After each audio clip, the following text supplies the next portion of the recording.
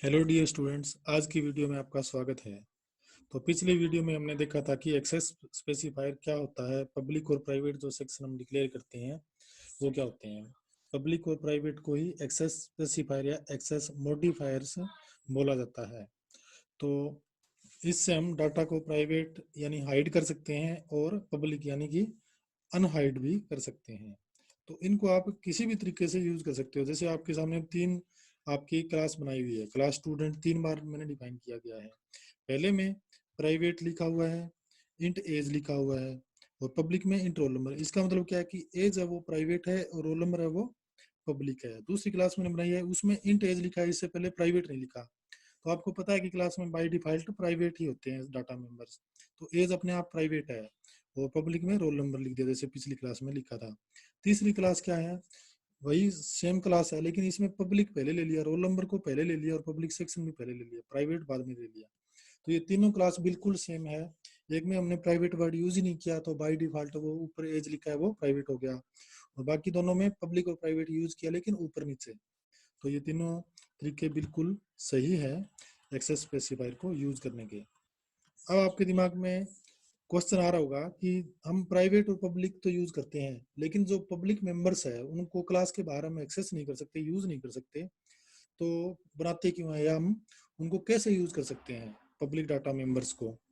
तो उसके सॉल्यूशन के लिए आज का प्रोग्राम है आपका। तो आपको सबसे पहले पता होना चाहिए कि क्लास के अंदर क्या चीजें होती है। क्लास के अंदर दो चीजें होती है। डाटा बाइंडिंग मैंने बताया था कि दो चीजों को इकट्ठा बांधना ही डाटा बाइंडिंग होता है। तो डाटा बाइंडिंग यानी कि दो तरह के डाटा होते हैं क्लास के अंदर। एक तो होता है मेंबर डाटा मेंबर्स, जैसे int age int roll number क्या थे हमारे डाटा मेंबर्स। दूसरे क्या होते हैं डाटा मेंबर्स के अलावा मेंबर फंक्शंस। तो डाटा मेंबर और मेंबर फंक्शन, डाटा और मेंबर दोनों चीजों के कॉम्बिनेशन को हम क्लास में यूज करते हैं। तो मेंबर फंक्शन के बारे में आज हम बात करेंगे। मेंबर फंक्शन क्या होता है, पहले हमने सिंपली फंक्शन यूज किया है, user defined function, add display show नाम के फंक्शन हमने यूज किए थे। आज हम थोड़ा सा अलग से यूज करते हैं मेंबर फंक्शन। तो मेंबर फंक्शन का अर्थ ये है कि वो फंक्शन जो किसी क्लास का मेंबर हो, किसी क्लास से एसोसिएटेड हो, किसी क्लास के साथ जुड़ा हुआ हो, यानी कि वो क्लास के अंदर उसको डिक्लेयर और डिफाइन किया गया हो, वो फंक्शन उस क्लास का होता है, उसे हम मेंबर फंक्शन कहते हैं। तो मेंबर फंक्शन और सिंपल फंक्शन में क्या फर्क है, जो मेन में हम ऐड डिस्प्ले आदि बनाते थे बिना क्लास के भी बना सकते थे उनको, वो थे सिंपल फंक्शंस। और ये जो क्लास के अंदर बनाते हैं, क्लास को क्लास की बॉडी के अंदर डिफाइन डिक्लेयर करते हैं, वो हमारे मेंबर फंक्शंस होते हैं। तो मेंबर फंक्शन बनाने के लिए हमने एक सिंपल प्रोग्राम बनाया है। क्लास बनाई है हमने स्टूडेंट, उसमें दो डाटा मेंबर्स ले लिए, एज और रोल नंबर, दोनों इंटीजर टाइप के ले लिए। तो ये एज और रोल नंबर क्या है, डाटा मेंबर्स। अब पब्लिक सेक्शन और प्राइवेट का आपको पता है। अब हम पब्लिक सेक्शन में एक फंक्शन बना लेते हैं शो डाटा नाम का। रिटर्न टाइप कर दिया वॉइड, इंट वॉइड कुछ भी इसमें आप रिटर्न टाइप दे सकते थे अपनी मर्जी से। शो डाटा नाम का फंक्शन, फंक्शन का पता है आपको कि ये ब्रैकेट लगानी पड़ती है। यहाँ से फंक्शन स्टार्ट हो रहा है और यहाँ पर फंक्शन बंद हो रहा है। अब यहाँ पर हमने एज इक्वल टू 20 दे दिया, roll number is equal to 6 दे दिया, और सी आउट स्टेटमेंट में हमने ये मैसेज प्रिंट करवाया पहले तो, और फिर एज की वैल्यू। पहले मैसेज नेक्स्ट स्टेटमेंट में प्रिंट करवाया है यूर एज इक्वल टू, ये मैसेज प्रिंट करेगा, उसके बाद में क्या प्रिंट करेगा, रोल नंबर की वैल्यू, क्योंकि ये न्यूटेड कॉमा में नहीं है। ये शो डाटा यहाँ पर हमने बंद कर दिया, यहाँ पर हमारी क्लास को हमने बंद कर दिया। अब आते हैं मेन फंक्शन में। मेन फंक्शन में आने के बाद में हमने स्टूडेंट क्लास को बनाया था, उसका एक ऑब्जेक्ट क्रिएट करते हैं एस। एस ऑब्जेक्ट बना दिया। अब शो डाटा को कॉल करना है तो एस डॉट शो डाटा लिखेंगे, तो वो हमारा मेंबर फंक्शन है वो कॉल हो जाएगा। अब मेंबर फंक्शन को कॉल कैसे करते हैं, यहाँ पर जो कॉल किया है वो तरीका क्या है और क्यों है, ये इसके बारे में मैं आपको थोड़ा सा बता देता हूँ। शो डाटा नाम का हमने मेंबर फंक्शन लिया था, इसको कॉल करना है, वो कैसे करना है वो हमने अभी थोड़ा सा और इसके बारे में डिस्कस करते हैं। जो क्लास के अंदर फंक्शन बनाते हैं उसको डायरेक्टली कॉल नहीं किया जा सकता। जैसे मेन के अंदर हम फंक्शन को डिक्लेयर करते थे या कॉल करते थे बिना क्लास के, वो कोई मेंबर फंक्शन नहीं होते थे, वो सिंपल फंक्शन होते थे, उनको हम डायरेक्टली नाम लिख करके कॉल कर देते थे। लेकिन मेंबर फंक्शन होता है उसको हम डायरेक्टली कॉल नहीं कर सकते।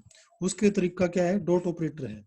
ऑब्जेक्ट की सहायता से ही उस क्लास, उसी क्लास के ऑब्जेक्ट, हो सकता है एक प्रोग्राम में एक से ज्यादा क्लासेस हो, तो जिस जो क्लास हमारे प्रोग्राम में एक ही क्लास थी स्टूडेंट क्लास है। इसी तरह से कोई भी क्लास है उसका ऑब्जेक्ट हमने बनाना है, उसके नाम के आगे डॉट लगाना है और उस मेंबर फंक्शन को हमने कॉल करना है। एक से ज्यादा मेंबर फंक्शन भी हो सकते हैं, जैसे यहाँ पर शो डाटा था, शो डाटा के अलावा शो डाटा 2 या डिस्प्ले डाटा एक अलग से फंक्शन भी हो सकता था। तो कौन से ऑब्जेक्ट के लिए कौन सा फंक्शन आप कॉल करना चाहते हो, उन दोनों के बीच में डॉट लगा करके आप कॉल कर सकते हो। जैसे हमने ऊपर प्रोग्राम में लिखा था S dot show data, S एक ऑब्जेक्ट क्रिएट किया था स्टूडेंट क्लास का और उसके नाम के आगे डॉट लगा करके फंक्शन का नाम हमने लिखा था शो डाटा और उसको कॉल कर लिया था। तो सीधा यदि हम एस डॉट शो डाटा की बजाय सीधा शो डाटा लिख देते मेन के अंदर, तो वो फंक्शन कॉल नहीं होता, क्योंकि शो डाटा क्या है, एक सिंपल फंक्शन नहीं है, मेंबर फंक्शन है। तो क्लास का मेंबर है तो क्लास का ऑब्जेक्ट ही उसको कॉल कर सकता है, बिना ऑब्जेक्ट के डायरेक्टली हम शो डाटा लिखते तो वो रॉन्ग होता, ये तरीका गलत होता। तो ये इसको हम रॉन्ग कर देते हैं। इसी तरह से इसको हमने कॉल कर दिया। अब आपके दिमाग में एक क्वेश्चन और आ रहा होगा कि शो डाटा को डिफाइन किया था जब हमने एज इक्वल टू 20 लिखा है, roll number is equal to 6 लिखा है, लेकिन एस डॉट रोल नंबर और एस डॉट एज नहीं लिखा है। ये देखिए आप, मैंने पहले बताया था कि ये तरीका गलत होता है। एज इक्वल टू 20 लिख दिया, एस डॉट एज नहीं लिखा, एस डॉट एज नहीं लिखा। क्यों नहीं लिखा, इसके भी रीजन है। या एस डॉट रोल नंबर नहीं लिखा, क्या क्यों नहीं लिखा, इसका क्या रीजन है वो मैं आपको भी बता देता हूँ। अब एक टॉपिक है आपके C++ में कि accessing the member private members of class. तो अब हमने सिंपल सेम वही प्रोग्राम लेते हैं, एज और रोल नंबर हमने दो डाटा मेंबर्स ले लिए, शो डाटा नाम का फंक्शन ले लिया और एज की वैल्यू 20, रोल नंबर की वैल्यू 6 दे दी, बिना एस डॉट लगाए सिंपल वेरिएबल का या डाटा मेंबर्स का नाम लिख दिया इस फंक्शन में। अब एस ऑब्जेक्ट क्रिएट किया और उसके बाद में शो डाटा से कॉल कर दिया, लेकिन ये भी यहाँ पर गलत नहीं है, बिल्कुल सही प्रोग्राम है। ये क्यों है, इसके 3 कारण हैं। अब आप देखोगे, पहला कारण क्या है कि हम वो जो एज और रोल नंबर है वो क्लास के अंदर ही यूज कर रहे हैं, एक्सेस कर रहे हैं। जो शो डाटा फंक्शन है वो क्लास का ही पार्ट है, तो क्लास में आप एज और रोल नंबर को प्राइवेट हो चाहे पब्लिक हो आप डायरेक्टली यूज कर सकते हो। तो क्लास से बाहर एक्सेस करते हैं तब object S dot roll number या एस डॉट एज लिखना होता था, लेकिन क्लास के अंदर ही लिखा तो यूज करने की जरूरत नहीं है ऑब्जेक्ट के नाम की। दूसरा, हमने क्लास को डिफाइन करते समय ये नहीं पता था कि ऑब्जेक्ट का क्या नाम देंगे, जब मेन में आएंगे तब नाम देंगे, तो एस की बजाय टी भी दे सकते थे।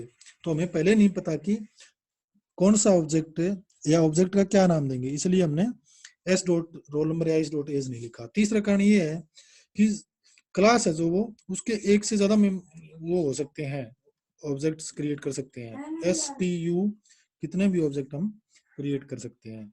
तो अब एस डॉट एज लिख देते हैं यहाँ पर, तो सिर्फ एस के लिए एज अवेलेबल रहती है, लेकिन क्लास क्या है, क्लास के हजारों ऑब्जेक्ट्स क्रिएट कर सकते हैं, एस टी यू स्टूडेंट के कितने भी ऑब्जेक्ट क्रिएट कर सकते हैं। तो एज कौन से के लिए, एस के लिए, टी के, यू के लिए, वो हमें नहीं पता, इसलिए हम डायरेक्टली एज ही लिखना है। और ये देखो क्लास यहाँ पर शुरू हो रही है और यहाँ पर क्लास बंद हो रही है। इस क्लास के अंदर एज और रोल नंबर को डायरेक्टली हमने एक्सेस कर लिया। अब ये क्वेश्चन आपके दिमाग से इसका आंसर आपको मिल गया होगा। अब एस के अलावा आप एक ऑब्जेक्ट और क्रिएट करते टी, और इसके अलावा भी यू भी क्रिएट कर सकते थे। अब एस के लिए शो डाटा कॉल किया है, इसी तरह से टी डॉट शो डाटा लिखेंगे तो वो टी के लिए भी फंक्शन कॉल हो जाएगा। इसी तरह से यू के लिए भी show data T U dot show data लिखेंगे तो वो शो डाटा फंक्शन है वो यू के लिए भी काम करेगा। तो मेंबर फंक्शन या डाटा मेंबर्स वो हर एक ऑब्जेक्ट के लिए अवेलेबल हैं, एस के लिए भी एज और रोल नंबर है, टी के लिए भी है और यू के लिए भी अवेलेबल है, और कोई ऑब्जेक्ट होता तो उसके लिए भी अवेलेबल होते हैं। इसी तरह से मेंबर फंक्शन भी शो डाटा है वो टी के लिए भी है, यू के लिए भी है और एस के लिए भी है, और तीनों के लिए हम कॉल कर सकते हैं। तो ये हमारा आज का टॉपिक था कि प्राइवेट मेंबर्स को कैसे एक्सेस किया जा सकता है बिना पब्लिक बनाए। Thank you for watching this video.